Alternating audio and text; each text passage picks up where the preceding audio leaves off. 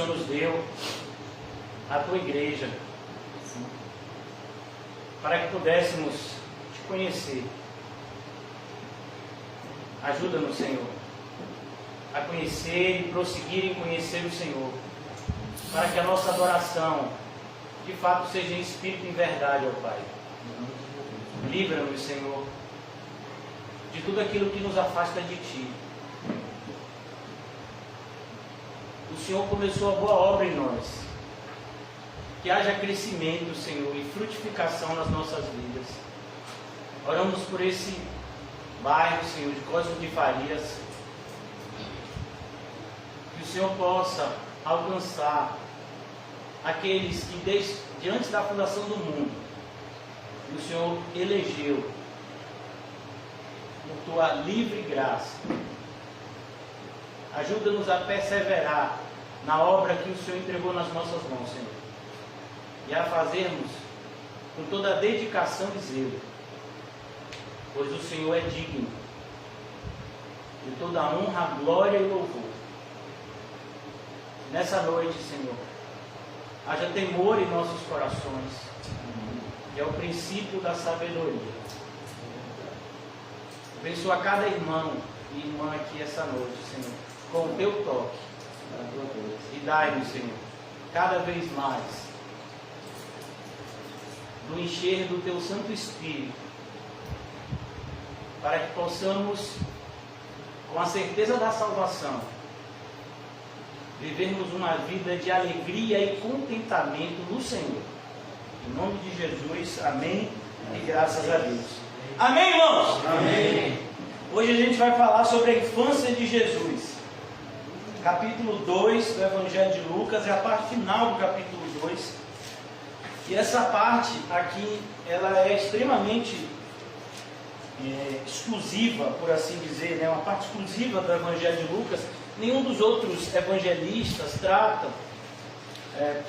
da infância de Jesus, né? Eles falam do nascimento, Mateus fala, João fala da encarnação do Verbo, Marcos já inicia o seu evangelho, já falando do ministério de João Batista, mas Lucas, como nós já vimos no iníciozinho do Evangelho de Lucas, eu quero de novo ler com vocês para a gente entender.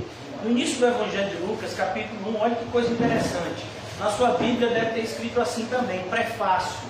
Significa, né, uma espécie de apresentação do Evangelho. Ele diz: visto que muitos houve que empreenderam uma narração coordenada dos fatos que entre nós se realizaram, conforme nos transmitiram os que desde o princípio foram deles testemunhas oculares. Então, o que é uma testemunha ocular? Ah, pastor, isso é fácil, é uma testemunha que usa óculos. Não, meu filho, não é isso não. Né? Uma testemunha ocular é alguém que estava presente quando aconteceu aquele fato. Né? Então, Lucas, ele pesquisa, e isso é bastante interessante, porque Lucas é o único dos escritores do Novo Testamento e do Antigo também, de toda a Bíblia, que não é judeu. Olha que coisa interessante. Então, ele é evangelizado por Paulo. Imagine, Paulo só vai se converter 7 anos depois da fundação da igreja. Então, você vê que é algo que está acontecendo bem depois, né, de Pentecostes, mas o próprio Deus coloca essa vontade de que Lucas escreva esse evangelho, e para isso ele vai fazer uma pesquisa. Ele vai conversar com várias pessoas que estavam vivas, entre elas a mãe de Jesus, para que esses fatos estivessem aqui descritos, e era a vontade de Deus que soubéssemos. Desde o Antigo Testamento, em Deuteronômio, o Senhor disse que aquilo que Deus revelou pertence a nós. Mas existe uma parte de Deus que ele escolheu não revelar. Então não compete a mim e a você ficar conjecturando sobre isso. Isso é até perigoso. Por que eu estou falando isso? Olha, irmãos, só para você ter uma ideia, às vezes a gente pensa que só existem 29 livros escritos no Novo Testamento. Não, irmãos, existem cerca de 140 livros apócrifos. Você já imaginou isso? Evangelho de Tiago, Evangelho de Maria Madalena, Evangelho de José, a infância de Jesus, é tanto livro. Mas se você for ler esses livros, você vai perceber facilmente que eles não são inspirados. Porque eles não vão estar em harmonia com os demais livros da Bíblia. Então é importante a gente entender que nós não devemos procurar, buscar aquilo que o próprio Deus viu que não era importante para que nós soubéssemos. Porque há muitas pessoas que ficam preocupadas em dizer: Jesus entre os 18 e os 30 anos, ele fez isso, ele fez aquilo outro. Você sabe, eu não sei. E não compete a nós saber. Agora, essa parte da infância de Jesus, ela tem muito a nos ensinar. E é por isso que está aqui. Como Paulo, quando escreveu a Timóteo, ele disse ali: toda a escritura é apta para o ensino. Não existe nenhuma passagem da Bíblia que seja inútil. Não existe nenhuma passagem da Bíblia que seja irrelevante. Não, toda a Bíblia é importantíssima para que nós tenhamos uma compreensão exata e haja edificação para as nossas almas. E nessa passagem, nós vamos ver, por exemplo, a importância da família cristã, a importância do ministério infantil, a importância de nós educarmos as nossas crianças no caminho de Deus, tudo isso aqui nessa passagem. Então, que o Senhor nos ajude a aproveitar esse presente precioso que Ele nos deu por meio de Lucas, que é saber um pedacinho da infância de Jesus. Aqui, irmãos, é importante a gente saber que Lucas ele vai descrever um fato de Jesus com 12 anos. Olha que coisa interessante. Lucas ele vai falar de Jesus aos 40 dias de nascido, e depois ele só vai contar um fato de Jesus com 12 anos. Então, muito provavelmente, Lucas estava conversando com a mãe de Jesus, com Maria, que foi uma pessoa extremamente importante no primeiro ano da igreja, pessoa que está sempre nas listas de cristãos da igreja do primeiro século. E me diga um fato que marcou a infância de Jesus, e esse é o fato: Jesus com 12 anos. Algo muito interessante, somente com 13 anos era que o judeu era recebido na sinagoga. Ou seja, Jesus com 12 anos, ele ainda não estava apto para viver as leis cerimoniais judaicas, por assim dizer. Ele ainda estava livre disso, não era obrigação dele isso. Mas olha que coisa interessante, esse fato de Jesus conversando com os doutores da lei não acontece quando Jesus tinha 14, acontece quando Jesus tinha 12. É importante a gente ver isso porque ensinar as nossas crianças acerca de Deus, da vontade de Deus, não deve ser algo pesado, não deve ser algo visto como uma obrigação, mas deve ser visto como algo prazeroso, como algo necessário. Essa ideia equivocada que muitos proliferam na igreja, que se morreu criança, vai para o céu. Quem disse? Tem alguma passagem na Bíblia que diz isso? Claro que tem, pastor. Qual? Jesus disse que para a gente ir para o céu, a gente tem que ser como uma criancinha. Jesus está usando a criancinha como exemplo. Ela não está dizendo que aquela criancinha está indo para o céu. Ela está usando o exemplo da dependência da criança aos pais. O cristão deve ser dependente de Deus dessa forma. Então, se as crianças já estão aptas para pecar, elas também têm que ser ensinadas a se arrepender, ensinadas a entender a consequência do pecado. É uma responsabilidade do pai e da mãe estar presente na criação dos seus filhos, para que eles entendam isso. Porque deixa eu lhe dizer uma coisa, meu irmão, minha irmã, o diabo, ele não vai ser negligente igual a mim e a você. A gente estava falando de cobra antes do início do estudo, para aqueles que não sabiam o que a gente estava conversando antes de começar a filmagem. E a serpente, a Bíblia diz é a mais sagaz de todas as criaturas que o Senhor Deus fez. E é o Senhor Jesus, quando diz que a gente devia ser prudente, sabe qual é o exemplo que ele usa? A serpente. Sejam prudentes como a serpente. Então, olhem como o inimigo, como os servos das trevas, eles se dedicam em ganhar as nossas crianças. Hoje em dia você vai ver aplicativos que são desenvolvidos para bebês. Imagine, meu. Desde bebê, o mundo já quer roubar a atenção das nossas crianças. E o pai que não quer dar atenção para o filho, o que é que ele vai dar? Se tiver dinheiro, um tablet ou um celular. Ó, menino, não me incomode não, fico mexendo aí nesse negócio. Tá certo isso, irmão? Não, não tá certo. Então aqui a gente vai aprender tudo isso. Olha que coisa interessante. Versículo 41 do capítulo 2. Ora, anualmente iam seus pais a Jerusalém para a festa da Páscoa. Uma coisa que a gente vai ver, quando Deus escolheu os pais de Jesus, Ele escolheu um casal crente. José era um homem crente. Onde é que a gente vê isso? No Evangelho de Mateus. Vamos lá rapidinho. Mateus fala um pouco da personalidade de José. Que coisa interessante. Logo no início do nascimento de Mateus, logo no início do Evangelho de Mateus, ele fala da personalidade de José. Diz assim no capítulo 1, versículo de número 23. Perdão, a partir do versículo 19. Capítulo 1, 19.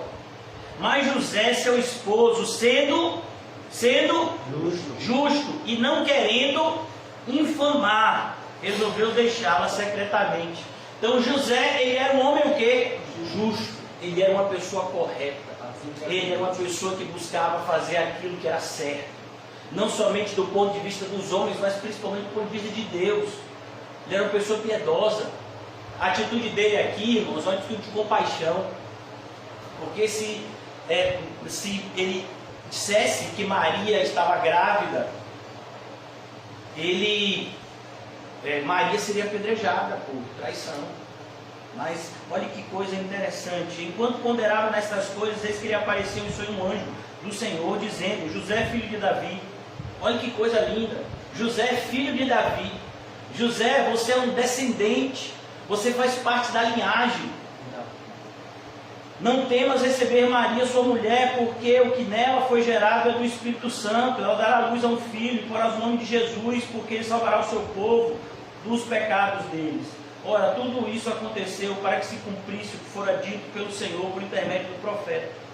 Então, olhe como José é descrito aqui como um homem justo. E é isso que está acontecendo aqui no versículo 41 do capítulo 2. Irmãos, Nazaré ficava a uma distância considerável de Jerusalém.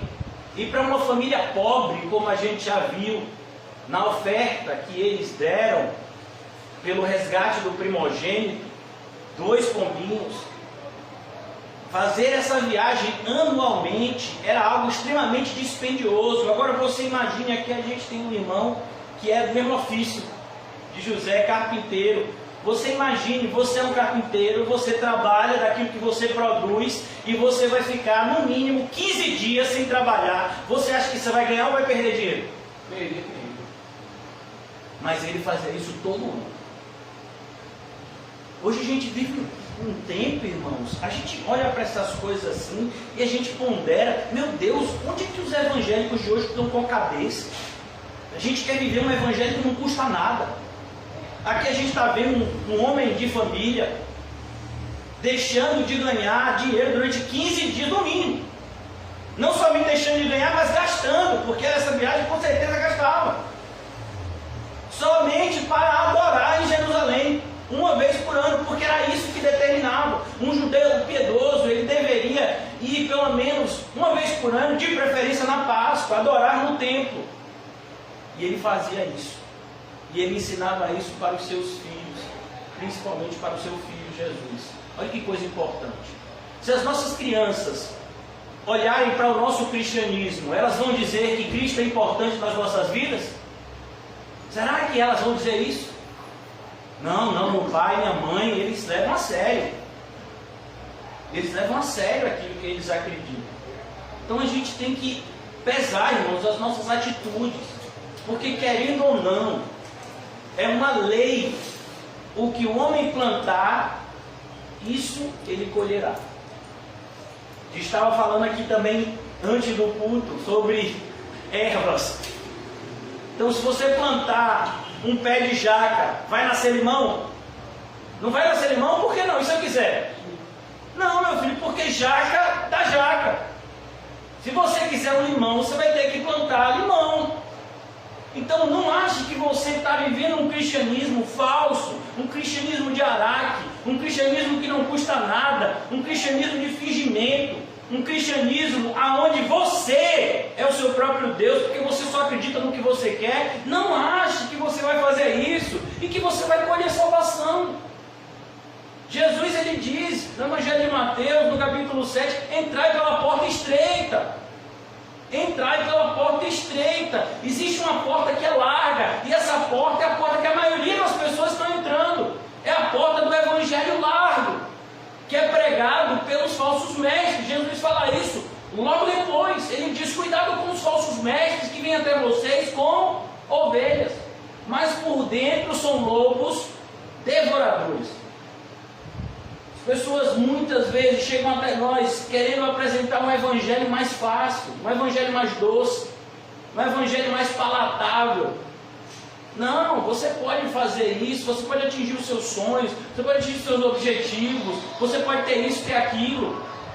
Não, irmãos, a gente tem que entender, negue-se a si mesmo, tome a sua cruz e me siga. Os pais de Jesus faziam isso. Nós vimos ontem, Ana fazia isso. Simeão fazia isso. Então aqui no versículo 41, como é importante. Segundo lugar, irmãos, como é importante o marido e a mulher estarem na mesma missão. É tão triste, hoje em dia, a gente vê na nossa própria igreja e em muitas outras igrejas, o marido se converte, a esposa não. Às vezes, no processo de conversão, os dois vêm, mas um fica firme, o outro se desvia. Isso é tão triste. E quem mais sofre são os filhos, que não têm um referencial. Aqueles que deviam estar juntos na missão, eles estão agora indo um para cada lado. José e Maria não eram assim.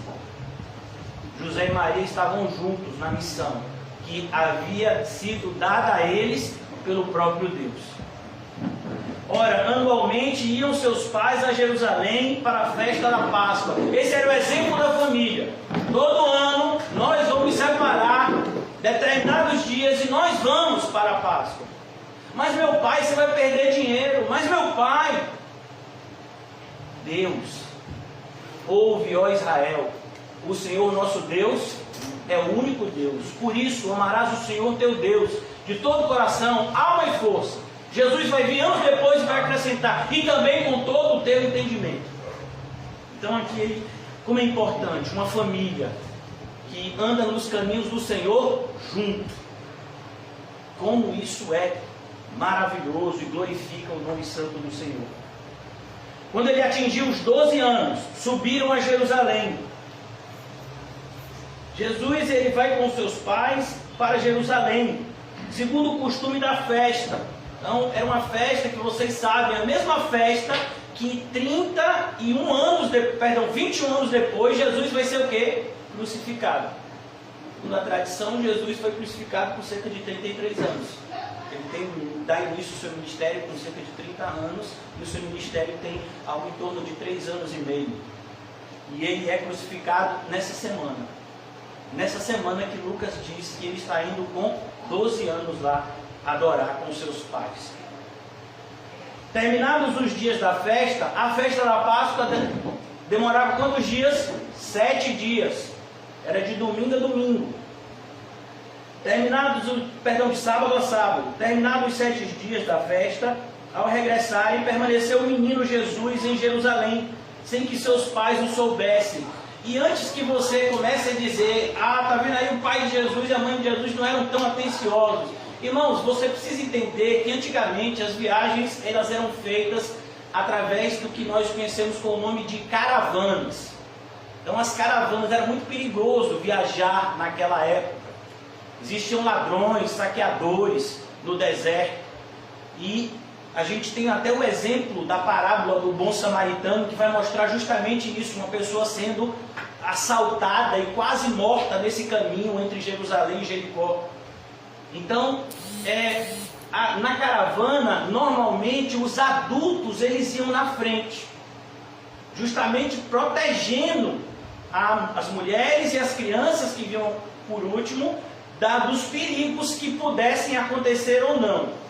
Então, essas pessoas elas se reuniam de tempos em tempos, e foi justamente nesse momento que eles perceberam que Jesus não estava com eles.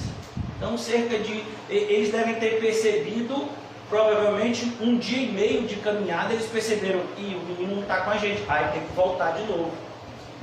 A viagem não era como a de hoje, que você pega um avião, em 1 hora, em 15 minutos você está em Sergipe. Em 10 horas você está em Nova York. Não. Em 7, 8 horas você está na Europa. Antigamente, meu filho, você fazia tudo de pé. E era demorado as viagens. Então, os pais perceberam, depois de cerca de 1 dia e meio, que não estava lá e voltaram. Mais ou menos esse lapso temporal, como a gente vai ver aqui. Terminados os dias da festa, regressarem, permaneceu o menino em Jerusalém sem que seus pais soubessem. Pensando, porém, estar ele entre os companheiros de viagem, porque era muito comum que as crianças ficassem com as crianças, ainda mais nessa idade. Foram um caminho de 1 dia, e então passaram a procurá-lo entre os parentes e os conhecidos. Então eles foram nesse caminho de 1 dia, quando perceberam que Jesus não estava lá, eles voltaram, procurando onde é que ele estava. E não tendo encontrado, voltaram a Jerusalém, à procura. 3 dias depois, olha como durou essa procura. Olha como trouxe angústia ao coração da mãe. Mas que coisa interessante. Vocês se lembram que eu disse a vocês, a gente leu na estante aqui, a revelação que Deus deu a José, de que Jesus era o Filho de Deus. Essa revelação foi dada a Maria também. Então, se Jesus é o Filho de Deus, iria acontecer alguma coisa com ele? Não. Mesma coisa, Paulo passou anos depois.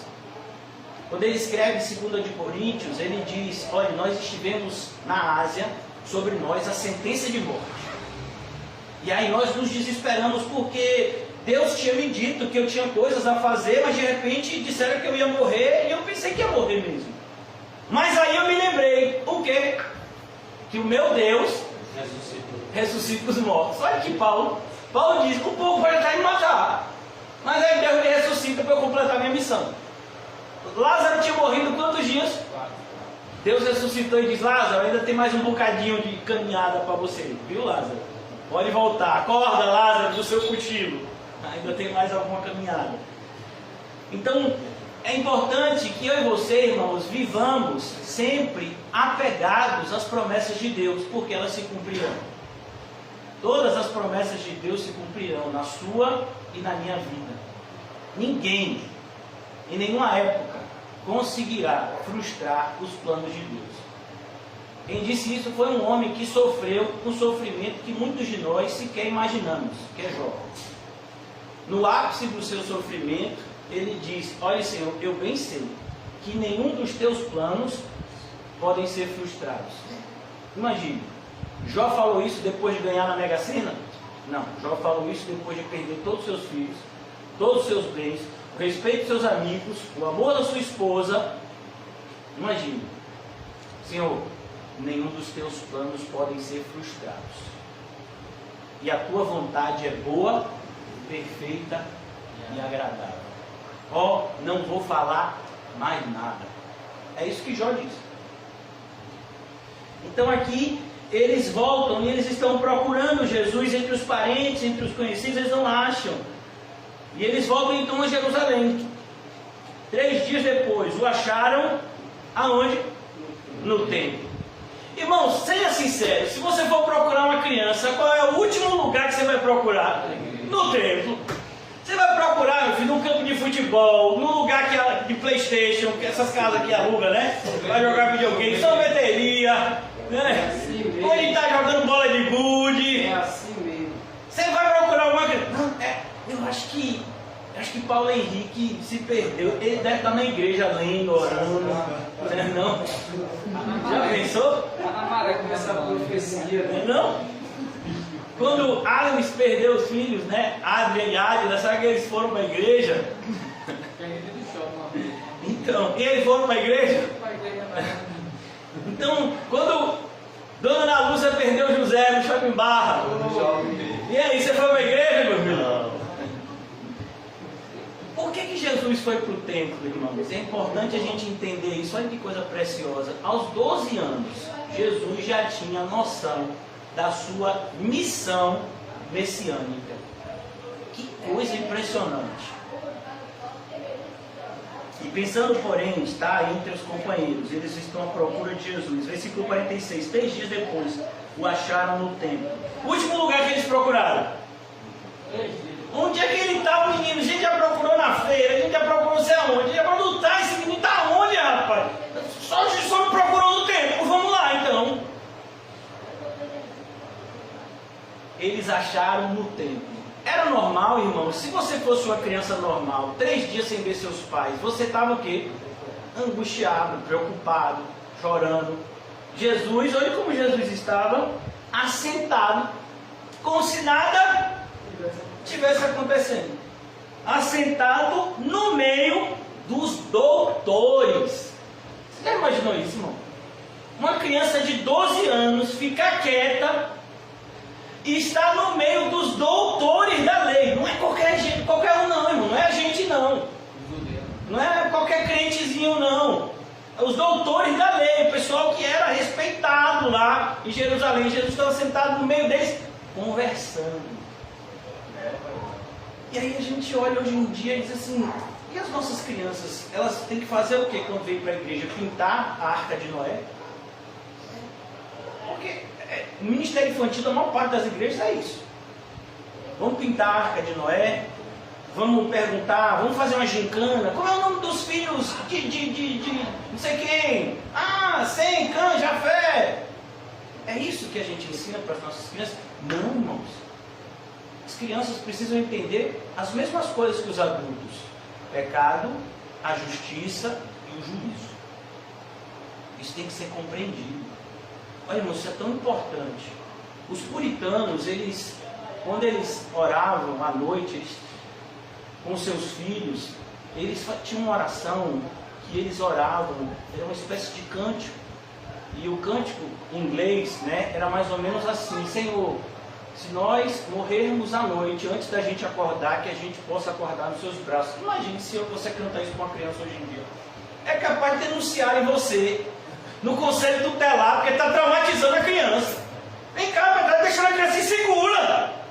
Está dizendo para a criança que ela pode morrer durante a noite? Não, mas tem que criar a criança num lar seguro. Mas vem cá, a gente não está no mundo que durante a noite a gente pode morrer? E por que falar a verdade para uma criança hoje em dia é tão violento? Né? Então, se você disser para uma criança que Papai Noel não existe, você está acabando com os sonhos. Na sua casa você não tem Árvore de Natal? Coitadinho dos seus filhos, da sua filha. Não vai ter essa memória, essa lembrança bonita, daquilo que ofende a Deus. Então, irmãos, a gente perdeu o referencial. Nós vivemos num mundo de densas trevas, onde a luz incomoda as trevas, a tal ponto de que a luz veio ao mundo e os homens amaram mais as trevas do que a luz, porque as suas obras eram más. Você acha que vai mudar na nossa geração? Não. Então a gente vai fazer o que é certo e a gente não tem que esperar aplauso. A gente tem que esperar o quê? O quê? Perseguição. Ninguém quer dizer, né? Mas é perseguição. Está escrito em Mateus capítulo 5: fiquem felizes quando por meu nome, por causa de mim, vocês forem perseguidos e mentindo, falarem todo tipo de abominação contra vocês, porque assim fizeram contra os seus irmãos do passado, os profetas. Então a gente tem que esperar isso. A gente vai fazer o que é certo e a nossa recompensa vai estar no céu e não na terra. Você está preparado? Então quer dizer que você vai pregar o Evangelho da maneira mais bíblica possível, e aí você vai ser perseguido, só isso. A recompensa ela é espiritual. Se você está almejando algum tipo de recompensa material, das duas uma, ou você não entendeu o Evangelho, ou você é um maluco. Porque o Evangelho diz que aquele que tem a recompensa aqui na terra, não vai ter no céu. Você tem certeza que quer a sua aqui na terra? Porque você vai ter que escolher. O apóstolo Paulo sabia disso e disse: eu sei que o meu Redentor vive, eu sei que o meu Deus é poderoso para guardar o meu tesouro, o meu depósito, até aquele grande dia. No filme Paulo, Apóstolo de Cristo, o diretor do filme, ele até mostra essa parte, porque o prefeito da prisão fica confuso. Ele diz: eu ouço tantas histórias, Paulo, a seu respeito, elas não são verdadeiras? E Paulo diz: são todas verdadeiras. Mas você não tem dinheiro, você não tem terras, você parece mais um maltrapilho. Paulo disse: meu tesouro está no céu. Então o mundo não está preparado para isso. Importante, irmãos, a gente se alimentar exaustivamente da Bíblia. Amém. Porque senão o mundanismo vai pegar a gente. O mundanismo, irmãos, é igual um carrapato. Ele gruda na gente, às vezes a gente nem percebe. Está sugando o nosso sangue e a gente nem percebe. É um parasita, como uma lombriga, que está lá, comendo tudo que você se alimenta e você nem percebe. O mundanismo ele entra em muitas pessoas que estão dentro da igreja e elas nem percebem. Como é que acontece? Você já viu uma pessoa com solitária? A pessoa começa a ficar triste, começa a ficar fraca. Rapaz, o que é isso? Tem um verme dentro de você, chamado mundanismo, que está roubando a alegria da salvação. Então a gente tem que tomar muito cuidado, irmãos. Por isso que é tão importante a gente tomar um vermífugo, que é a palavra de Deus, para expulsar todos esses vermes malditos que querem roubar a alegria da nossa salvação. 3 dias depois acharam o menino no templo, assentado no meio dos doutores, ouvindo-os e o quê? Interrogando-os. A ideia de Lucas é que eles estavam conversando de igual para igual. Não é que os doutores da lei estavam falando uma coisa e Jesus não estava entendendo nada, porque ele é uma criança. Não, Jesus entendia. Ele estava conversando. Ah, como é? Assim é? É desse jeito que você está dizendo, doutor? Imagine, irmão, 12 anos. Tão maravilhoso quando as nossas crianças, nessa fase, 12, 13, 14, 15 anos, possam ter esse desejo de conhecer de Deus. Mas é nessa idade que Satanás começa a tragar, começa a pegar, e ele tem tantas formas de seduzir as crianças, os adolescentes. E a gente tem que tomar muito cuidado, irmãos, orar muito, dar um bom testemunho, para que essas coisas não aconteçam. É muito comum a gente ver hoje em dia pais crentes com filhos desviados. E a gente tem que orar para que isso não aconteça nas nossas vidas e procurar seguir à risca o que a Bíblia diz que devemos fazer. Versículo de número 47: todos os que o ouviam, muitos se admiravam da sua inteligência. 12 anos. E as pessoas estavam admiradas da sua inteligência. Vem cá, seu pai é um fariseu, é? Que lhe ensinava essas coisas. Seu pai é algum doutor da lei? Não, meu pai é o carpinteiro de Nazaré. Desde quando o dinheiro significa que você vai ter sabedoria? Desde quando o dinheiro significa que você vai ser inteligente? Olha, irmãos, nós temos exemplos até no mundo de pessoas que vieram de famílias extremamente pobres, estudaram e hoje em dia estão, passaram em concursos públicos e hoje em dia estão exercendo determinadas funções e vieram de famílias extremamente humildes. O que foi que elas fizeram? Elas estudaram. Elas fizeram o que a maioria das pessoas não quer fazer. Hoje em dia, irmãos, todo mundo, e isso acontece dentro da igreja também, todo mundo está procurando o caminho mais fácil. Ah, rapaz, eu soube que vender gás dá dinheiro, né? Vou botar um também. Eu soube que vender colchão dá dinheiro, vou botar uma loja de colchão também. Eu soube que ser carpinteiro dá dinheiro, vou botar um para mim também. Está todo mundo querendo imitar os outros. Engraçado que ninguém quer imitar Jesus. Tem alguém? Por quê? Porque o destino de Jesus é o quê? Morrer aos 33 anos na cruz. Aí não, vai. Aí não, eu não quero não. Mas eu quero ser igual o rei Salomão. Eu quero ser igual o rei Davi. Eu quero ser rico como Abraão. Eu quero ter a força de Sansão. Vem cá, e ninguém quer seguir os passos de Jesus, não. E você ainda se chama cristão? Como se você não quer ser parecido com Cristo? E é isso que significa o nome cristão. Aquele que parece com Cristo. Então a gente vive nessa geração, uma geração que perdeu a direção. Perdeu o referencial. É Cristo que é o referencial. É Cristo quem nós devemos imitar.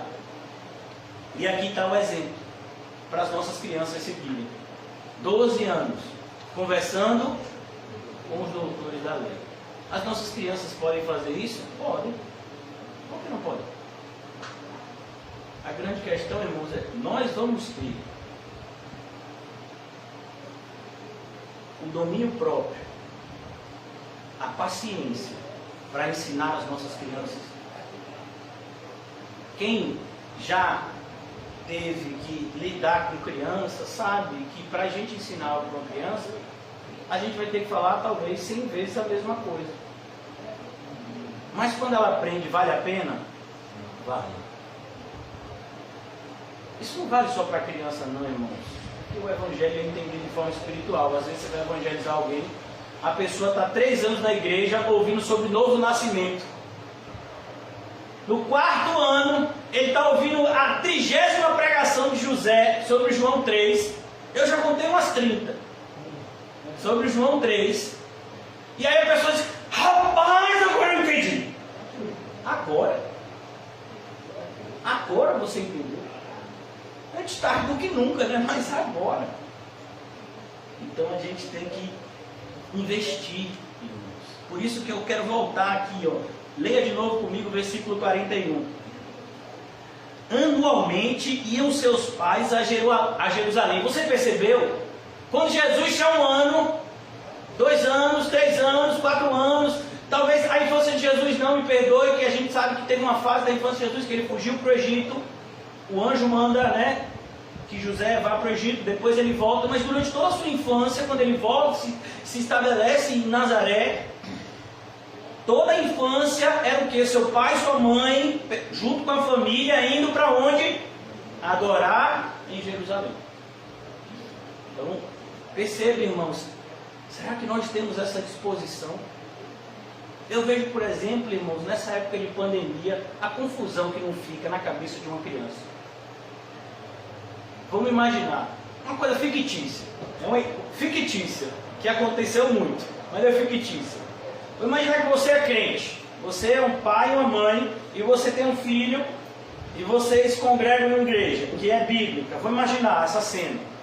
Aí, todo mundo, deu domingo, a criança está pensando que vai para a igreja, os pais não estão se arrumando para ir para a igreja, pergunta: meu filho, meus pais, pais, a gente não vai para a igreja. Não, meu filho, não vai não, por causa que o Covid está aí.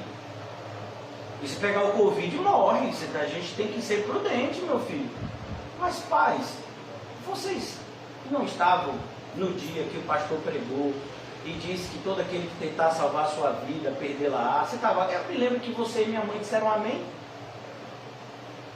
Agora vocês estão tentando salvar a vida de vocês. Como é que é isso, pai e mãe? Você já imaginou a cabeça de uma criança isso? Na cabeça de uma criança, o pai dizendo para o filho: olha, não pode mentir, a palavra de Deus diz que quem mente é do diabo. E o pai mente, sonega imposto, mente para as pessoas na rua, na frente do filho.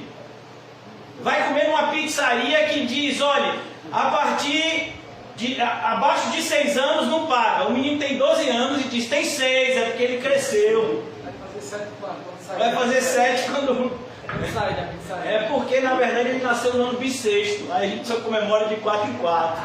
Né? Pelo amor de Deus, irmão.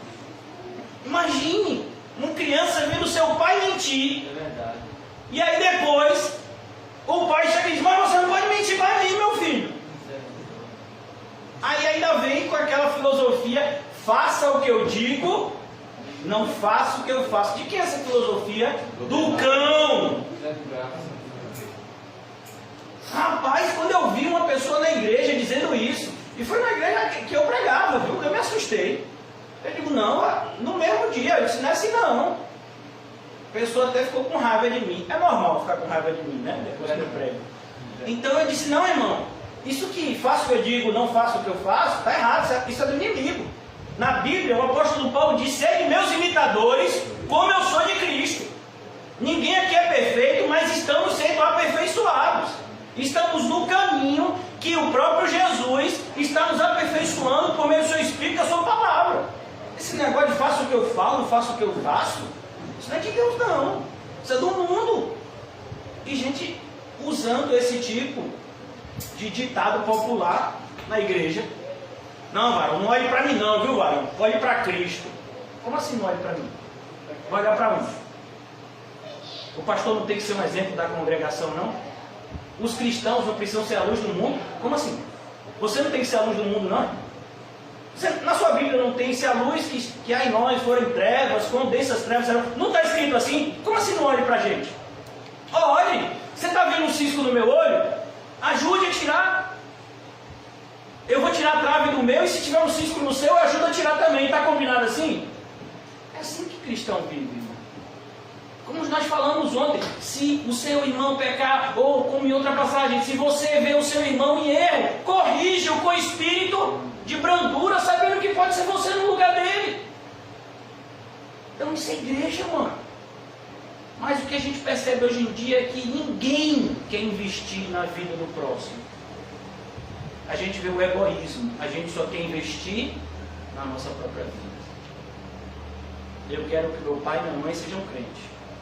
Eu quero que meus filhos sejam crentes. Meu. A gente precisa tomar muito cuidado com esse pronome meu. Porque quando a gente se converte, é tudo nosso. Pai nosso. Dai-nos o pão. O pão? Pão? Nosso. Varão não. Ai não, viu, pastor? Não quero pensar não. Eu trabalhei, o sol foi meu. E nada, o camarada vem para a igreja e fica dormindo e o pão é nosso. Não, varão, aí não. Nada. Se não ficar, aquele que não trabalhe, que não coma, varão. Tá lá também.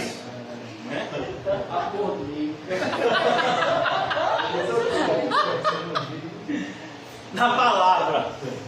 Então, aqui, olha que coisa interessante, versículo 47. E todos os que o ouviam muito se admiravam da sua inteligência e das suas respostas. Então, não é que Jesus estava perguntando como uma criança curiosa. Não, Jesus estava conversando com eles no mesmo patamar, com 12 anos. A gente tem que buscar, irmãos, fugir da mediocridade. Você sabe o que é ser medíocre? Pastor, pai, me ofender. Você sabia que medíocre não é nem uma ofensa, assim, por assim dizer. Medíocre é uma palavra que é formada por duas palavras, por assim dizer, né? Médio e ocre. É aquele que ficou no meio do caminho. Ocre é pedra. né? E médio, você sabe, é meio. Então, o que é o medíocre? É aquele que nem buscou viver lá em cima, nem é lá embaixo. Ele é o quê? Ele é do meio. Hoje em dia, a maioria dos cristãos querem ser o quê? Coluna do meio. Não, mano, eu não sou radical assim, igual o irmão José. Mas eu também assim não sou largadão igual o irmão fulano. Então assim, ó, eu sou, sabe? Eu sou equilibrado, eu sou intermediário. Então eu sou o quê? Eu sou medíocre. Não, varão, aí não sou medíocre não. Não gostei dessa palavra não. Porque a gente é orgulhoso. Então, olha quando Paulo fala a Timóteo, ele diz, procura cumprir cabalmente o seu ministério. O que significa isso? Procure viver a totalidade daquilo que Cristo tem para você. Então é isso que a gente tem que buscar, irmão. Servir ao Senhor com excelência. Dar ao Senhor o nosso melhor. E não o resto, as sobras.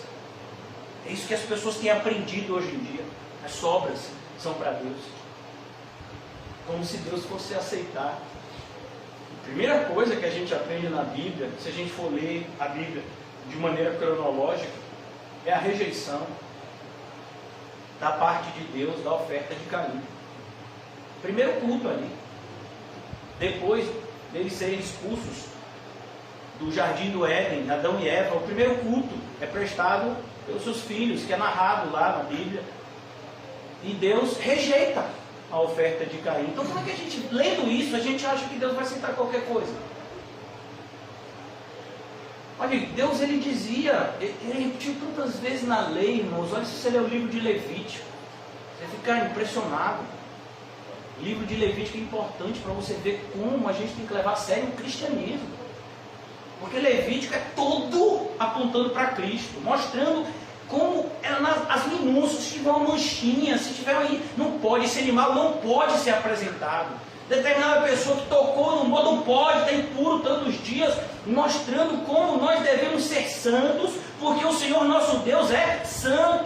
E a gente tem uma passagem no Novo Testamento, se não me engano, no livro de Hebreus, que diz, sem santificação, ninguém jamais verá o Senhor. A gente tem uma passagem no livro do Apocalipse, quase que no fechar da Bíblia, aquele que é santo, santifique-se mais ainda. E hoje em dia a gente vive um evangelho que santificação parece que virou legalismo. Se você disser que quer viver uma vida santa, não, você é legalista. A gente não vive debaixo da lei, a gente vive debaixo do evangelho. Quando uma pessoa diz isso, entenda. Olha, eu vivo oba-oba, viu? Eu gosto de louvar, aquele louvor de gritar, de pular, mas eu vivo para o mundo, varão. Mas eu vou para o céu porque eu creio na graça. Não, meu filho, isso não é opção não. Me perdoe a sinceridade. Mas sem santificação, ninguém jamais verá o Senhor. Então é importante a gente ensinar isso desde as crianças. Seriedade disso. Eu vou dar um exemplo, talvez minha filha esteja até me assistindo. De vez em quando ela diz, papai, estava assistindo. Uma vez minha filha acordou, e ela sabe que eu falo mesmo. Ela acordou de madrugada, chorando. Me abraçou. E eu digo, minha filha, o que foi? Devia ter 9 anos. Ela tem 11 hoje. Eu tenho medo de ir para o inferno. 9 anos. Por que você acha que ela tinha medo de ir para o inferno? Porque ela tinha um pai maluco que pregava sobre isso o tempo todo. E eu disse para ela, minha filha, esse medo é bom. Eu não disse para ela, não, minha filha, fique tranquilo, não, tu não vai para o céu. Não, esse medo é bom. Vamos orar? Vamos orar para que o Senhor faça crescer em nós a certeza da salvação. Porque se você tem essa preocupação, minha filha, de ir para o inferno, isso é um grande sinal de que você não vai para lá. Mas vamos orar. Vamos vigiar para a gente não cair em tentação. E a gente orou e ela dormiu bem. Então, olha que coisa, 9 anos. Mas hoje em dia as crianças fazem até piada. Ah, eu prefiro ir para o inferno, que é mais legal do que o céu deve ser muito assim. É mesmo? Cuidado, irmãos, cuidado. O inimigo é sorrateiro. Ele tem entrado em muitos lares e pais negligentes nem têm percebido. Depois é chorar pelo leite derramado.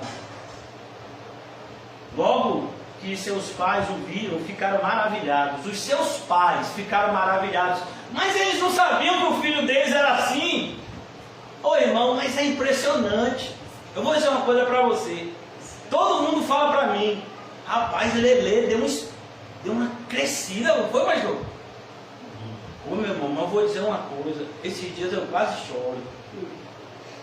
Que eu fui todo dia que eu boto elas para dormir até hoje. Elas vão ficar com raiva que eu disse isso. Mas eu boto elas para dormir. Até hoje, deito com elas até elas dormirem quietinhas. Eu gosto, né? A gente ora e conversa. Mas outro dia elas estavam dormindo, e eu sempre vou ver elas dormindo, porque eu acordo muito de madrugada. E eu vi que na cama, que às vezes ela ficava assim, ela estava agora quase com a cama toda, pegando a cama toda, e oh meu Deus, cresceu. Então, às vezes a gente que é pai, a gente não percebe, né, esse crescimento. Então, quando a gente percebe, a gente fica o quê? Admirado. Eu, por exemplo, eu vi os filhos de Adams pequenininho. E aí Adams outro dia me mostrou o vídeo dele, dos filhos dele, grandes fotos, né? E o vídeo dele fazendo as piruetas que ele faz. Eu falei, rapaz, olha como ele já tem fisionomia de homem assim, né? Cresceu. Então aqui a gente vai ver que os pais de Jesus ficaram maravilhados. Porque às vezes a gente não presta atenção, né, irmão? Às vezes a gente acha que aquilo é normal. Não é normal uma criança ser crente hoje, não. Verdade. Por isso, quando a gente vê isso, a gente tem que ficar maravilhado. Quando eu vejo dia de domingo, a igreja cheia de crianças aqui mesmo, ruas, eu fico feliz. Porque as crianças, elas têm que estar na igreja, dentro da igreja. Tem que nascer, tem que estar na igreja desde o ventre da mãe. Já quando começar o louvor, a criança já está no ventre da mãe. Aleluia, glória a Deus. Quando nascer, meu filho, a primeira palavra não vai ser papai e mamãe, não, vai ser amém. É assim que tem que ser, então a gente devia ficar feliz. Mas é tão difícil, né? Nós somos pessoas tão egoístas. Às vezes, uma vez eu encontrei com uma crente, e ela dizendo para mim, estava indo buscar a filha dela, eu estava indo buscar minha filha na escola, a filha dela também estava na escola, e ela dizendo que era crente, e disse assim, que a gente cria o filho para o mundo. Eu digo, a senhora, eu não. Eu crio meus filhos para ir para o céu junto comigo. Aí ela ficou meio assim, né? Com a cara desse tamanho, se desfazendo de mim assim. Criar meus filhos para o mundo? É o quê? Eu sou o quê? Então a gente tem que ter posicionamento firme, irmãos. Devemos ser homens e mulheres bíblias.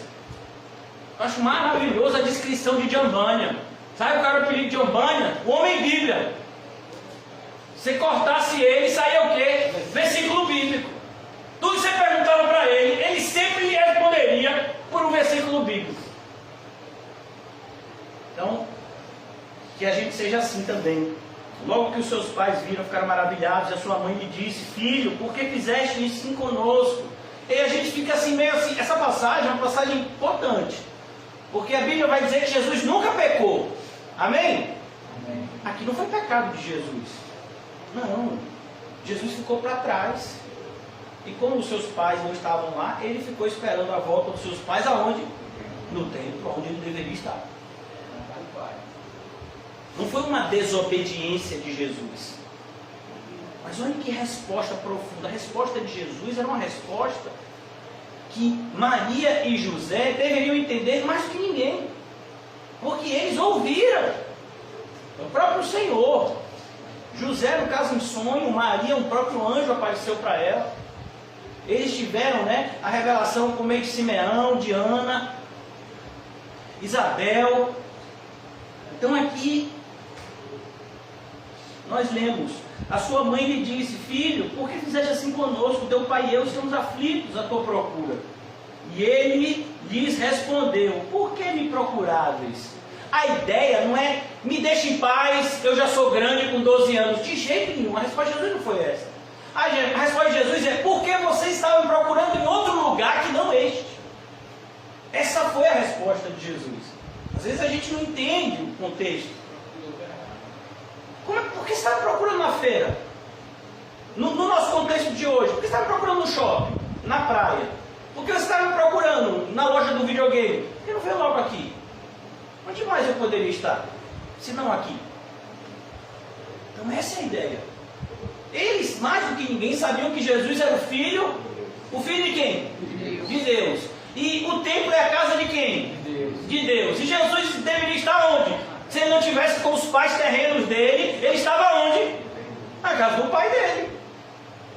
Então é isso que é interessante, irmãos, a maturidade da resposta de uma criança de 12 anos. Muito lindo. E ele lhes respondeu: porque me procuráveis, não sabias que me cumpria estar na casa do meu pai. Do meu pai. Aquele casal, Maria e José, mais do que ninguém, deveriam saber disso. José sabia que Jesus era filho de Deus. Maria não tinha conhecido homem algum e ficou grávida. Ele sabia disso. Maria sabia disso. Quem era o pai da criança? A criança era o próprio Deus, era o Verbo encarnado, a encarnação do Verbo. João descreve da seguinte forma, né? E o Verbo se fez carne e habitou no meio de nós. Esse é um grande mistério. Meu Deus, como é que pode Deus aprender a andar? Deus fazer xixi numa fralda? Deus, olha que coisa, ele como uma forma tão pequenininha. Quando a Bíblia fala que Deus se humilhou, é isso. As pessoas têm um entendimento às vezes tão estapafúrdio da passagem de Filipenses, fala da humilhação, né, da humildade de Cristo. E aqui a gente vê uma criança, ele experimentou todas as fases humanas, para que ele pudesse ser 100% Deus e 100% homem. Para que o seu sacrifício fosse válido, ele tinha que ser uma ovelha. Para que o seu sacrifício fosse válido, ele tinha que ser humano. Por que os anjos não são salvos? Porque Jesus não veio na forma de um anjo. Seres humanos. Aqueles que foram criados à imagem e semelhança dele, com o Pai. Façamos o homem a nossa imagem e semelhança, como está escrito em Gênesis. E ele lhes respondeu: por que me procuraram? Não sabias que cumpria estar na casa do meu pai? Já estou concluindo, irmãos. Não compreenderam, porém, as palavras que lhes dissera. Olha que coisa interessante. A gente é assim, irmãos. Olha, nós somos tardios em entender. Sabe uma das coisas que nos faz não entender o que está acontecendo conosco, segundo a vontade de Deus? A ansiedade e a preocupação que com certeza está no coração desses pais. Deus não trabalha na pressa, na ansiedade, não. Eu acho tão bonito. Olha, irmãos, uma das passagens da Bíblia que eu mais sou... Eu sou apaixonado pela Bíblia a todos, os irmãos sabem disso. Mas tem passagens que a gente tem um carinho maior. Eu amo muito a história de Elias. É uma passagem pequena, se você for ver, né? A trajetória de Elias. Ele aparece quase que do nada. Elias, o tesbita, a gente não sabe que é o pai, que é a mãe. E depois, caiu alguma coisa? Não. Ah, tá tudo bem? Mas levantou. Levantou, não foi, meu filho? Então, quando foi falar de Elias, o negócio complicou. Então, eu estava falando de Elias. Passagem. Menorzinha aí, ele vinha de longe, ninguém sabe meus pais. Mas vamos voltar aqui. Não compreenderam, porém, o que estava. Agora eu me lembrei. Quando Elias ele está triste, quando Elias está deprimido, e a gente chama isso até de a síndrome de Elias, quando a gente acha que a gente é o último crente do mundo. Eu tenho muito isso de vez em quando. Então, Elias está lá na caverna, Deus diz que vai falar com ele, aí tem terremoto, redemoinho, tem tudo que você imaginar, trovão. Deus está em alguma dessas coisas? Aí vem uma brisa suave. E aí Deus fala com Elias: olha como é que acontece na sua vida e na minha. Calma. Você já percebeu quantas vezes passagens na Bíblia tem não temas? Uma vez eu ouvi uma pessoa dizendo que contou e disse que tem 365 não temas na Bíblia. Eu não sei se é isso mesmo não, porque eu nunca contei. Mas dizem que é um para cada dia. Foi mais ou menos essa pegada que me disseram, né? Eu nunca contei. Mas a gente sabe que tem um monte. Por quê? Porque a gente tem medo todo dia. Praticamente toda hora. Não é assim, irmão? A gente ouve um grito e já fica com medo. Eu estava estacionando um carro hoje e estava uma buzina desde lá da ladeira. Disse que essa ladeira, né, desce e depois sobe, né? Desde lá buzinando, dizendo: barbeiro, saiu na frente de Benta Jesus. Acabaram de criticar o carro todo aqui. Então a gente ouve notícias, né? A gente fica com medo. A gasolina não vai subir, não sei o que vai subir, o emprego vai voltar, o Covid, a terceira onda, já está falando da terceira onda agora. Eu digo: vem cá, meu filho, o Covid é súfia? Porque as pessoas falam de uma forma assim, né, que a pessoa nem sabe o que está falando. Rapaz, você sabia que está vindo a terceira onda? Aí você pergunta para essa pessoa: você sabe o que é a terceira onda? Sei não, mas disseram aí que é perigosa. Deve ser uma tsunami. Pelo amor de Deus, meu filho. Porque a gente é levado pelo quê? Pelo ouvido. Oi, vai acontecer isso, não sei aquilo, e as pessoas se desesperam. Meu filho, você tem Deus? Tenho. Não vos preocupeis com o dia De amanhã. Pronto, tá calmo. Então, fique calmo. Em nome de Jesus, alma. Fique calmo. Não temas. Então, porque quando a gente fica com medo, a gente tende a não enxergar. Esse exemplo é muito legal. Quando você olha para uma piscina, se a água estiver mexida, você não vê o que está lá embaixo. Mas quando a água fica parada, você vê tudo o que tem lá embaixo. Até às vezes aquelas poeirinhas, né? Você vê lá se a piscina tem uma poeira. A água está parada. Então a gente tem que ter essa calma, essa tranquilidade. Porque essa calma, irmãos, ela não vem de uma inconsequência. Não? Essa calma vem da nossa confiança em Deus. Você confia em Deus, então não temas. Não quer dizer que a gente não vai ficar com medo. A gente vai ficar com medo e aí a fé, ela vai fazer o quê? Ela vai expulsar o medo. É assim que acontece na vida de um cristão. Paulo fala sobre essa experiência em 2 Coríntios 4. Ele vai dizer: às vezes a gente fica até assustado, mas a gente não perde as forças, porque o Senhor nos renova. O salmista, muitas pessoas dizem, né, que quando Davi escreveu o Salmo 23, ele já era um senhor de idade. E ele diz: olha, ainda que eu passe pelo vale da sombra da morte. A ideia, esse vale da sombra da morte, é difícil traduzir para o português. É uma expressão hebraica, significa a parte mais difícil da vida de alguém.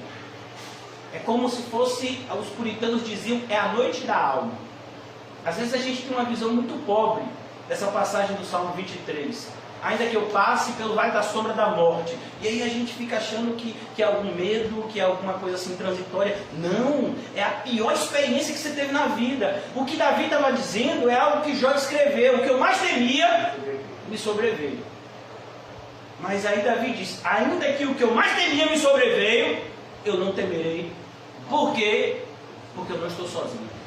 Quem está comigo é maior do que a tempestade. É Ele que manda nela. Então, é essa segurança que movia Davi. Então, se você for ver a vida de Davi, as coisas que ele passou, por exemplo, tem uma passagem bastante interessante. Davi, naquela época, Davi estava ainda fugindo de Saul, e vem um pessoal e sequestra, né, todos os bens e as mulheres, o pessoal lá, acho que era Ziclag, né, a cidade. E aí Davi vai fazer o quê? O que Davi faz? Vai falar com Deus. E Deus diz: vai, meu filho, pode ir, você vai pegar tudo de volta. E o que acontece? Ele vai e pega tudo de volta. Pronto. O filho de Davi tramou. Se você prestar atenção nessa passagem, Absalão, ele tinha mais força do ponto de vista militar do que Davi. Mas era a vontade de Deus que Davi permanecesse rei. E Absalão morre. E Davi continua Ei. Então, para você ver, irmãos, é a vontade de Deus que vai prevalecer. Isso tem que trazer para o nosso coração o quê? Paz. Tranquilidade. Isso tem que nos colocar diferente do mundo. Nós vivemos num mundo que sofre de ansiedade. Basta você olhar para qualquer pessoa, a qualquer hora do dia, a pessoa está ansiosa. Sabe, às vezes num domingo você não tem nada para fazer, a pessoa diz, deixa eu acabar logo de lavar esses pratos. Vem cá, você está com pressa para lavar os pratos por quê? Não, que eu quero terminar logo com isso. E depois vai fazer o quê? Não sei o que eu vou fazer, mas vou ficar aqui lavando prato o dia todo. Não, deixa eu acabar de ler logo aqui, Mateus 2, 3, 4. Por que você está nessa pressa para ler? Porque eu tenho que ler 3 capítulos por dia, eu tenho que adiantar o lado. Adianta do lado, bora! Por que tá com essa pressa toda? Vai correr de quem? A polícia está vindo atrás de você? Calma! Calma, irmão. Estou pregando para mim. Porque eu não sei, irmãos, mas eu creio que todos vocês entendem, por isso que eu ando risada. Essa atmosfera nos cerca. Basta você, se você andar no trânsito, meu irmão, você abrir o sinal verde e você não sair na mesma hora que o sinal abriu, você tem que ser quase que um vidente. Você tem que adivinhar que o sinal vai abrir e já acelerar. Porque se um segundo que o sinal abriu, você não acelerou de trás. Abriu agora. Ela não tem uma corda. Então, normalmente não. Então, não é assim o mundo que a gente vive. Está todo mundo com o quê? Com pressa, ansioso. Aí chega em casa, não que eu cheguei em casa logo. Aí deita na cama, olha pro teto e não dorme. Com exceção, né, dos irmãos aqui que a gente já conhece, que não sofrem com isso. Mas a maioria das pessoas tem dificuldade para dormir, sabia disso? Às vezes tanta pressa para chegar em casa, eu vou escovar meus dentes, vou fazer isso, e aí vou deitar. Para que essa pressa toda? E aí, varão? Tá vendo, irmão? Calma. Por isso eu vou ler de novo aqui. Não compreenderam, porém, as palavras que lhe disseram. Normalmente quando a gente está ansioso, preocupado, a gente não vai compreender a vontade boa, perfeita e agradável de Deus. Versículo 51, vou concluir. E desceu com eles para Nazaré, e lhe era submisso. Olha, Lucas faz questão de deixar claro que a atitude de Jesus de permanecer no templo não foi uma insubmissão. Não, foi a vontade de Deus. Para mostrar para os pais dele algo que talvez eles estivessem se esquecendo. Jesus não era um menino comum. Ele veio ao mundo com uma missão única. Os seus pais deveriam se lembrar disso. Não é por acaso, por exemplo, que a própria Maria se esqueceu disso quando Jesus começou o ministério. José já tinha morrido nessa época. Mas Maria achou que Jesus estava fora de si. A gente tem isso descrito no Evangelho de Marcos. Mas ela não está vendo aqui o filho dela? Com 12 anos já falando isso. Mas ele era submisso, ele obedecia. O pai e a mãe. Que coisa linda. Deus obedecendo as pessoas que ele mesmo criou. Quem foi que criou Maria? Deus. Quem foi que criou José? Deus. E quem que estava lá com o filho deles? Deus. Vai entender isso, meu amigo? É muito legal, né, a Bíblia? Porque ela é muito maior que a gente. Uma vez eu estava ouvindo, né? Olha, de vez em quando eu ouço essas palestras motivacionais só para ver que as pessoas que acreditam nessas pessoas que pregam essas palestras motivacionais e são muito ricas por pregarem elas, na verdade elas não querem nada com Deus. Uma vez um desses palestrantes estava dizendo, né, que um índio, a sabedoria de um índio, o filho tinha se convertido ao cristianismo, e aí o filho estava querendo evangelizar o pai, que era um índio, e que não acreditava em Cristo, e aí dizendo, né, pai, Deus, Ele é Pai, Ele é Filho, Ele é Espírito Santo. Aí um pai, né, o pai da criança, o pai do índio lá, o índio pai, ele chega lá e diz, eu não posso entender um Deus que é Pai, Filho e Espírito Santo e é só um Deus. Não, ele tem que ser o três ou ele tem que ser um com três cabeças. Eu não entendo isso. E eu não posso aceitar um Deus que eu não entendo. Meu filho, aí eu digo assim, você consegue botar toda a água do mar nessa garrafa? Como é que você, criatura, quer entender o Criador? Seu vaso de barro. Você não é nem um vaso de alabastro, você é de barro mesmo. Se cair de qualquer altura, a altura quebra. Quem é você para tentar arguir o Criador? Se ele falar com você, você não vai entender. É tão bonito no livro de Jó, porque tem 3 capítulos que Deus só falando com Jó, de Jó. Sem entender nada. Quando Jó fala, é com a mão na boca. Eita, falei bobagem. 2 altos. É interessante o livro de Jó, que eu fez um doutorado nele. E fez até, passou por uma espécie, né, de estágio prático. E no livro de Jó, a gente vai perceber que Deus, ele não responde. Jó faz uma pergunta a Deus, né? Deus, eu não quero que o Senhor me cure, eu só quero saber por que isso aconteceu comigo. O pessoal todo está me acusando aí, dizendo que eu fiz isso, que aquilo. A minha consciência está em paz, Senhor. Por que isso aconteceu comigo? Aí Deus responde. Não, Deus diz, ó Jó, eu criei fulano, eu fiz isso, eu fiz aquilo. Você estava onde, Jó? Deus vai mostrando o seu tamanho, a sua onipotência, a sua soberania absoluta. E aí Jó fica o quê? Maravilhado.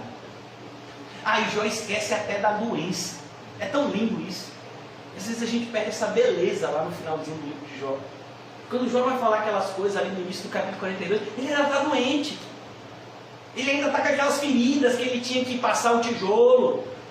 Mas ele está tão maravilhado com a presença de Deus que ele se esqueceu da doença, da acusação dos amigos, de tudo que ele perdeu. Por quê? Porque quando a gente ama a Deus acima de todas as coisas, a gente é feliz. E não precisa de mais nada. Por que ninguém podia roubar a felicidade do apóstolo Paulo? Porque a felicidade dele estava em Cristo, e Cristo nunca o abandonava. É isso que a gente tem que tentar atingir, irmãos. Esse é o lugar que a gente tem que chegar. A gente está caminhando para esse lugar. Para esse lugar onde nada mais importa. Porque Jesus é tudo, em todos. Não é o que está escrito na Bíblia? Então aqui, a gente vai vendo. Com eles, ele era submisso. Sua mãe, porém, guardava todas as coisas no coração. E crescia Jesus em sabedoria. E é bonito saber isso. Deus Pai agindo em Deus Filho. Mas como é que é isso? É assim. Como é? Não sei. Eu sei que é assim. É tão maravilhoso a gente ver isso. Tem passagens assim enigmáticas, assim maravilhosas na Bíblia, quando Jesus fala com Pedro: Pedro, essa noite Satanás pediu a tua alma para se andar, mas eu roguei por você. Pedro olha para Jesus e Jesus, eu vi o senhor dormindo aqui. É como um irmão dizendo: rapaz, eu estava na palavra, varão. Socorro, Jesus. Rapaz, eu vi você tirando cochilo. Não, eu estava no depósito. Eu estava contando os caixões no depósito. Ô Pai. Eu vi você dormindo, rapaz, acabou com o carro por simples, estarrachado. Socorro. Tinha comida feijoada, tirou o soninho. Não, eu estava contando os colchão, você não percebeu, eu estava um carneirinho, 2 carneirinhos, e aí, um colchão, 2 colchão, um travesseiro. É que o travesseiro era muito friozinho aí, né? Então, é maravilhoso a gente saber que Jesus é 100% homem e 100% Deus. O autor, se não me engano, da carta aos Hebreus, ele diz o seguinte: a gente não tem um sumo sacerdote que não entende o que a gente passa. Jesus sabe o que você está passando. Você é rejeitado? Ninguém foi mais rejeitado que ele. Você foi traído por alguém? Ninguém foi tão traído quanto Jesus. Você foi humilhado? Ninguém foi tão humilhado quanto Jesus. Você quer falar mais de quê? Tem uma foto interessante que tem de vez em quando nas mídias sociais. É uma foto que foi tirada quando o Mel Gibson estava dirigindo o filme, né? A Paixão de Cristo. E o ator, que é Jim Caviezel, se eu não me engano, ele estava um traje, né, de Jesus indo ser crucificado, né, já com a coroa de espinhos, todo cheio de sangue, né, com a fisionomia espancada, só que ele está sentado e o diretor Mel Gibson está com uma roupa normal conversando com ele, né, na certa passando alguma instrução da cena que eles iam filmar. Mas é interessante que uma pessoa pega essa foto e diz, essa foto é quando eu vou conversar com Jesus, que minha vida está muito difícil. Eu vi essa foto. Já pensou? Aí você vai sentar com Jesus, vai dizer que sua vida está muito difícil. Aí você vê, ele está com furos aqui. Ele tem um furo aqui.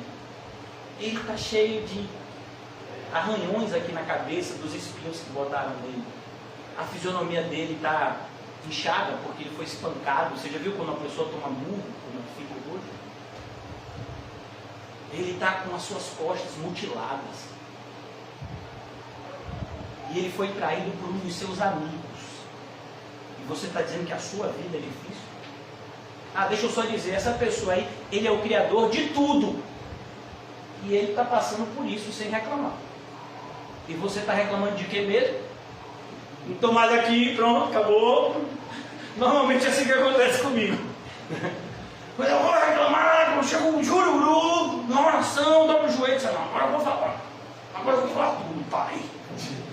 Agora eu vou te puxar. Nossa, me pegaram assim comigo. Isso não fez nada. Aí só vi a imagem de Jesus.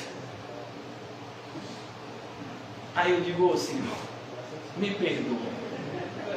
Rapaz. Você nem com Jesus, pastor. Isso eu contando uma história do Senhor aí, eu liguei para você. Senhor, muito obrigado por essa obra maravilhosa, pastor. A gente fala às vezes assim, irmãos, de determinados problemas que Jesus sabe. Por isso que é tão bom conversar com Ele. A gente, irmãos, todos os dias a gente perde um dos melhores momentos do nosso dia, que é o momento que a gente conversa com Jesus. Qual foi o momento que você conversou com Jesus hoje? Você perdeu. Eu vejo que tem gente que paga, você sabia? Um salário mínimo para conversar com um psicólogo que não pode lhe ajudar. Do ponto de vista espiritual, ele só vai te atrapalhar. Mas não gasta 5 minutos para conversar com Jesus. Uma pessoa que pode solucionar tudo. Como a gente é bobo. A gente muitas vezes tem sido, irmãos, olha que expressão forte, me perdoem até. A gente tem sido ateus. Nominar, como se fosse o ateísmo, eu me esqueci uma expressão, né? Pessoas que dizem acreditar em Deus, mas vivem como ateus. Porque a gente diz que acredita em Deus, não diz? Mas como que a gente acredita em Deus e a gente não conversa com Ele? A gente diz que Deus está no controle de toda a nossa vida, não diz? Mas é a gente que faz todas as escolhas. Que mentira é essa que a gente está contando para a gente mesmo? Então tem muitas vezes que a gente tem se posicionado, irmãos, como está escrito nos Salmos. Diz o tolo no seu coração. Não a Deus. Essa passagem dos Salmos tem sido vivida por muitos cristãos. Que dizem que amam a Cristo, que dizem que amam a Deus, que dizem que são de Cristo, mas vivem como se Deus não existisse. Não tem nenhum temor no seu coração em relação às consequências do pecado. Então a gente tem que tomar cuidado, irmãos. A nossa vida tem que ser como a de Cristo. Cristo é um referencial para nós. Olha que coisa linda. Ele crescia em sabedoria, estatura e graça diante de Deus e dos homens. Eu e você temos que ser assim. O apóstolo Pedro, ele vai dizer o quê? Cresçamos na graça e no conhecimento. A gente tem que crescer, irmãos. Essa semana, a gente tem que ser maior do que na semana passada. Se a gente parou de crescer, tem alguma coisa errada com a gente. Então a gente precisa despertar para isso. Não existe nenhum tipo de cristão Peter Pan. Você sabe quem é Peter Pan, né? É um conto, eu acho que é em inglês. E fala de uma criança que não quer crescer. Essa é a história de Peter Pan. E aí ele vive na terra do nunca, aonde eles ficam sempre crianças. Tem um monte de crente que é assim. É Peter Pan. Está sempre precisando de alguém para dizer, ô, vamos para a igreja. Mas não sabe que tem que ir. Ah, se não me pegar, não me der carona, também não vou. Não, nem me mandou mensagem, a irmã Gisele não botou no grupo. E tem que botar, é? Você não já sabe que eu vou lá do culto? Ah, mas ela não botou no grupo, eu achei que não fosse ter. Como assim? Não entendi. Então, sabe, cristãos meninos. Cristãos que acham como se fossem bebês. Quando o pastor fala alguma coisa, vou ficar de mal. O pastor falou isso de mim? Uma vergonha na cara, rapaz. Sabe, é um absurdo. Estou falando isso com toda a seriedade. Sabe, já tinha idade para estar se envolvendo, quem sabe até pregando num culto, num estudo bíblico no lar, chamando os seus vizinhos, mas não, ainda precisa de leite. É babá. Você já viu aquelas imagens, sabe, de um bebezão? Imagine, uma pessoa do tamanho de Quinho, com uma fralda e uma mamadeira. Já não posso nem falar isso, senão eu vou querer fazer uma propaganda assim, dar o tão bom com ele. Vai ser sucesso. É. Irmão, que absurdo! Mas tem crente que é assim, você tem que dar chupeta, que você tem que dar leitinho. Não me vergonha, rapaz! Cadê a cruz? Cadê a renúncia? Cadê o parecer com Cristo? Fica discutindo por bobagem? Fica procurando picuinha de irmão com irmão, quando na verdade a gente devia estar pregando o Evangelho às nações. Glória a Deus. Então a gente tem que crescer, irmãos, na graça e no conhecimento. Tem gente que está lutando para permanecer na igreja. Não, meu filho, então sai logo. Porque quando a figueira balançar, vai cair o pé. Vai cair. Por quê? Porque está podre. Não, meu filho, você não tem que lutar para ficar na igreja. Não, você tem que lutar para fazer a vontade de Deus, que é pregar o Evangelho a toda criatura. E você sabe como é que a gente começa pregando o Evangelho, a pregar o Evangelho? Vivendo ele. Se eu não vivo o Evangelho, eu não tenho autoridade para pregar ele. Eu nem sei o que é o Evangelho se eu não vivo ele. Por isso que às vezes eu vou conversar com determinadas pessoas que vêm, pastor, eu estou com dúvida nisso, naquilo. Meu filho, você não está nem indo para a igreja. Está vivendo uma vida completamente como se Deus não existisse e está me perguntando qual é o significado disso. Eu posso até te dizer, mas eu tenho certeza que você não vai entender. Porque se você entendesse, você não está vivendo da forma que você está vivendo. Então a Bíblia é séria, irmão. É uma coisa séria. E a gente tem que começar a levar a sério. Porque o nosso tempo aqui na terra está acabando. E a gente só tem 2 lugares para ir. Que o Senhor nos ajude a termos cada vez mais noção da nossa responsabilidade enquanto estamos aqui. Para que nós venhamos usar o nosso tempo com sabedoria. Vamos orar. Ó Senhor, obrigado pelo dia de hoje. Obrigado, Senhor, por essa exortação santa para mim, em primeiro lugar. Para mim, Senhor. Me ajuda, Senhor, e ajuda também os meus irmãos, todos nós, como um só corpo, cujo cabeça é Cristo, a fazermos a vontade do nosso Senhor e Salvador, que é Cristo, que é boa, perfeita e agradável. Ó Senhor, se ainda existe algo que tem nos impedido de enxergar a maravilha do Teu Evangelho, que o Senhor possa remover todo o véu que ainda tem nos impedido de enxergar claramente o quão maravilhoso e desejável Cristo é. Ó Senhor Jesus, que nós venhamos cada vez mais a nos apaixonar por Ti e por Ti somente, entendendo que o Senhor é e sempre será o Rei dos Reis, o Senhor dos Senhores, entendendo que o Senhor é o que dá sentido à vida e que sem Ti não há vida. Ó Senhor, dai-nos dessa compreensão bendita, que tudo só tem sentido se o Senhor estiver em primeiro lugar. Sem o Senhor, nós não sabemos o que é amor, paz, alegria, nada disso. Ó Senhor Jesus, ajuda-nos a crescermos na graça e no conhecimento de Ti, para que, como ramos da figueira verdadeira que é o Senhor, possamos dar os frutos que pela Tua soberana vontade devemos dar. Abençoa, Senhor, esse estudo, abençoa esse bairro, abençoa a nossa cidade, Senhor. Ajuda-nos a sermos fiéis em relação à vontade que o Senhor tem na vida de cada um de nós, e que possamos, de maneira destemida, pregar o Teu Evangelho aonde o Senhor nos enviar, sem temermos o homem, mas confiantes. Nosso Deus é poderoso para fazer muito mais do que pedimos ou pensamos, segundo o poder que eficazmente opera em nós. Ó Senhor, dai-nos essa fé bendita, que o Senhor disse que ainda que fosse como um grão, nós daríamos ordem aos montes, e eles se moveriam. Livra-nos, Senhor, dessa fé apática, que não é fé,